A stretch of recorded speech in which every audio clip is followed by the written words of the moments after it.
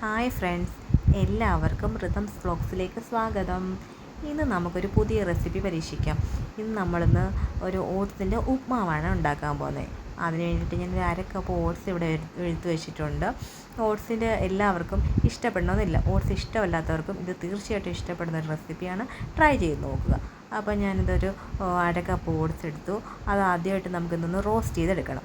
അതിന് വേണ്ടിയിട്ട് ഞാൻ പാൻ ചൂടാക്കിയിട്ട് വെച്ചിട്ടുണ്ടായിരുന്നു. അതിലോട്ട് ഓട്സ് ഇട്ട് കൊടുത്ത് ഇനി ഒന്ന് റോസ്റ്റ് ചെയ്തെടുക്കണം. ഇതിപ്പോൾ ഡയറ്റ് ചെയ്യുന്നവർക്കൊക്കെ നല്ല സൂപ്പറായിട്ടുള്ള ഒരു റെസിപ്പിയാണ്.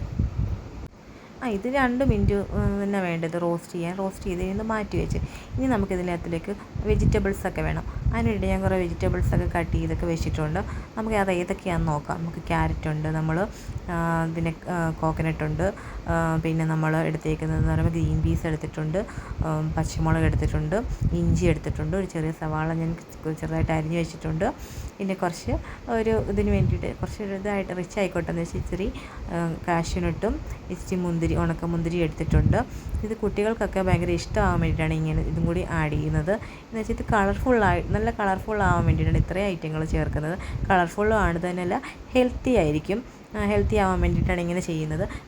നിങ്ങൾക്ക് വേണമെന്നുണ്ടെങ്കിൽ ക്യാബേജോ അല്ലെന്നുണ്ടെങ്കിൽ ബീൻസ് അങ്ങനെയുള്ള കുറേ വെജിറ്റബിൾസും കൂടി ആഡ് ചെയ്യാൻ പറ്റും. ഇത് ഷുഗർ പേഷ്യൻസിനൊക്കെ നല്ലൊരു ഡിഷാണെന്ന് വെച്ചാൽ അവർക്ക് ഷുഗർ പേഷ്യൻസിനെ സംബന്ധിച്ച് അവർക്ക് ഇടയ്ക്കിടയ്ക്ക് വിശപ്പുണ്ടാകും. പക്ഷേ ഇത് ഒരു നേരം കഴിയുമ്പോൾ നന്നായിട്ട് അവരുടെ വയറൊക്കെ ഈ വെജിറ്റബിൾസ് ഇത്രയും ഇടുന്നുണ്ട് അവർക്ക് വയറ് നന്നായിട്ട് ഫില്ലായതുപോലൊരു ഫീലിംഗ് ഉണ്ടാകും. ഡയറ്റ് ചെയ്യുന്നവർക്കും ഇത് നല്ലൊരു ഓപ്ഷൻസാണ്. അപ്പം നമുക്കിത് എന്താ ചെയ്യുന്നതെന്ന് നോക്കാം. ഞാൻ ആദ്യം കാഷ്യൂനട്ടും ഒക്കെ ഇട്ടു. അതിനുശേഷം വെജിറ്റബിൾസ് ഇട്ടൊന്ന് ആഡ് ചെയ്ത് കൊടുത്തു. അതിനുശേഷം കുറച്ച് ചെറുതായിട്ട് ചൂടുവെള്ളം ഒഴിച്ചു കൊടുത്തു. ഒരു അരക്കപ്പ് ഓട്സ് ആയിരുന്നു ഉള്ളത്. അതിന് ഞാൻ ഒരു 1/4 കപ്പ് വെള്ളം കൂടി ഒഴിച്ച് ആ വെള്ളത്തിലോട്ട് ചെറിയ ചൂടുവെള്ളമാണ് ഒഴിച്ചു കൊടുത്തത്. എന്നാലും ഈ വെജിറ്റബിൾസും ആ ചൂടുവെള്ളം കൂടി ഒന്നുകൂടി ഒന്ന് മിക്സ് ആകണം. ചെറുതായിട്ട് ചൂടാകുമ്പോഴത്തേക്ക് വീണ്ടും ഞാൻ ഓട്സ് നമ്മൾ റോസ്റ്റ് ചെയ്ത് മാറ്റി വെച്ചിരുന്ന ഓട്സാണിത്. ആ റോസ്റ്റ് ചെയ്ത ഓട്സ് ഇതിനകത്ത് ഇട്ട് കൊടുത്തത് ഒന്നോട് മിക്സ് ചെയ്യണം. ഇതിൻ്റെ കൂട്ടത്തിൽ മിക്സ് ചെയ്യുന്ന കൂട്ടത്തിൽ നമുക്ക് ആവശ്യത്തിനനുസരിച്ച് ഉപ്പ് ചേർത്ത് കൊടുക്കാം. നമ്മൾ അത്യാവശ്യത്തിന് ഉപ്പൊക്കെ ചേർത്ത് മിക്സ് ചെയ്ത് ഒന്ന് അടച്ച് വെക്കണം. 5 മിനിറ്റോളം ഇത് വേവാൻ നമ്മൾ സമയം കൊടുക്കണം. അപ്പോൾ നമ്മൾ 5 മിനിറ്റ് കഴിഞ്ഞ് നമ്മളിത് ഓപ്പൺ ചെയ്തപ്പോൾ ഇങ്ങനൊരു അവസ്ഥയിലാണ് ഇരിക്കുന്നത്. അപ്പോൾ നമ്മൾ നോക്കുമ്പോൾ നന്നായിട്ട് ചെറിയൊരു വെള്ളത്തിൻ്റെ അംശം പോലെ തോന്നും. നമുക്കിത് നമ്മൾ കറിയോ അല്ലെന്നുണ്ടെങ്കിൽ പഴമോ ഒന്നും വേണ്ട, നമ്മളിത് മാത്രമായിട്ട് കഴിക്കും.